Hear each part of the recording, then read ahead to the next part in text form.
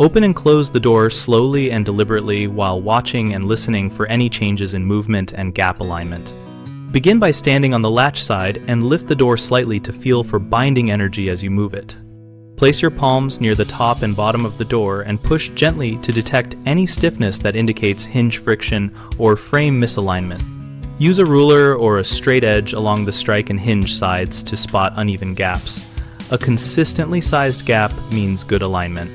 If you do not have an alignment laser, slide a strip of cardstock or a folded piece of paper along the gap to feel where it pinches and where it slides freely. Mark those spots with a pencil so you can correlate them to specific hinge adjustments. After each small hinge turn, test the door again with the same slow open and close motion so you can isolate the effect of that single adjustment. Keep adjustments to small increments of a quarter turn of the hinge screw and recheck repeatedly rather than making large changes that can introduce new issues. Common mistakes include tightening hinge screws too much, which can warp hinge leaf position and make the door stick. Loosen the screws slightly and use a washer if the screw hole is worn, then retighten to a snug but not overcompressed fit.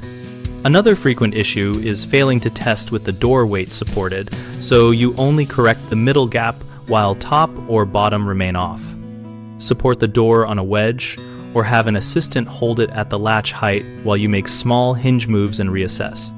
A third problem is relying solely on visual inspection and missing subtle scraping sounds. Always perform the slow open and close while listening for contact, and use the paper gap method to reveal pinching that the eye can miss.